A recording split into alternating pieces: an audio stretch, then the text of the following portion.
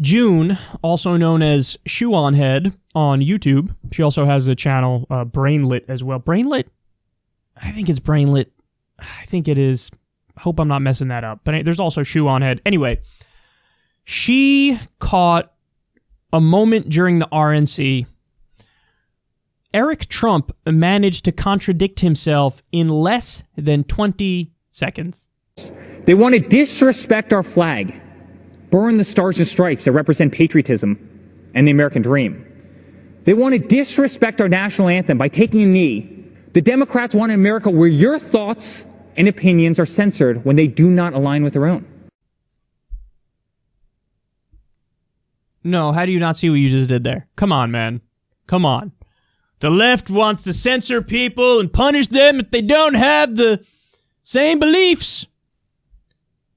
You just said that the left wants to disrespect the flag and they want to burn it and they want to take a knee during the national anthem and that's unacceptable. Colin Kaepernick doesn't have a job because nobody wanted to pick him up because he was kneeling and people were offended by it. If anybody on the right loses a job because of something they said or some sort of symbolic thing or some gesture that points in the direction of their politics, they would scream freedom of speech. Burning the flag is quite literally a First Amendment issue. The Supreme Court decided in like 1989, I think it was, that, yeah, of course, burning the flag is freedom of speech. It's like peak political speech. You're saying, I disagree with something the country's doing. In protest, I will burn the flag to show my disapproval. It's First Amendment case law. And he's talking about how the left wants to censor you and punish you if you don't agree. His dad, Donald Trump, called for jailing people who burn the flag for a year. And he did it like last month. It was very recent. He's been doing it repeatedly.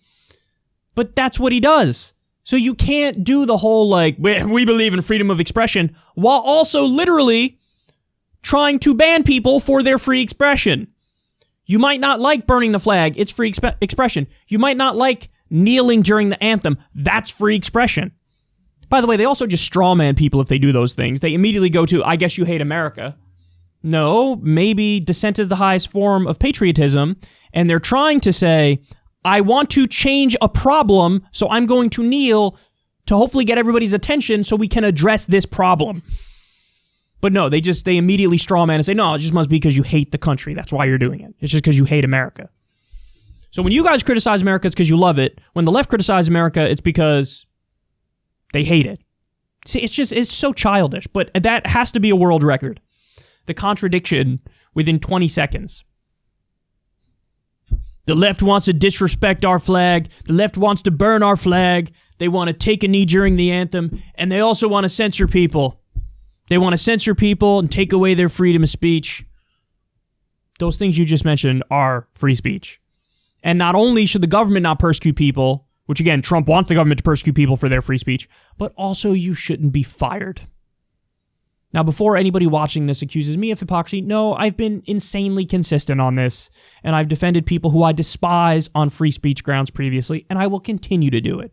But just understand, these guys never meant it. Of course they never meant it. They're not actual principled thinkers.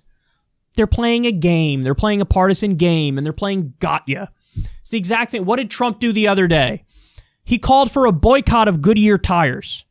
Why? Because there was a story that blew up in right-wing media, which turned out to be false. That they are allowing Black Lives Matter hats, but not like Blue Lives Matter hats, and they're not allowing, MAGA stuff, but they are allowing LGBTQ stuff. And Trump saw that and he got pissed off. He called for a boycott of an American company in a swing state during an election.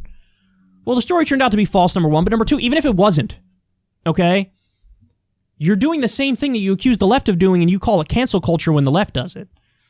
Oh, you want to boycott somebody because they don't agree with you politically? Oh, see, so strong. Little snowflake with your triggered hurt feelings. Who cares? Who cares? But they do. And Trump even said it in the tweet. He's like, we got to start copying the game that the left is playing. Oh, so use the tactics of the people that you despise. So you despise them because of those tactics, and now you want to use those tactics. So shouldn't you despise yourself? It's all a game. They're all partisan hacks. Complete partisan hacks. It's so obvious. They'll never take a principled stand, on free speech grounds. If they did, there would be a right-wing outcry every single time a pro-Palestinian speaker gets booted from giving a talk, which happens all the time, by the way. There would be outrage. There's never outrage because it was never actually about the principle of it. It's about using it when it meets their political ends.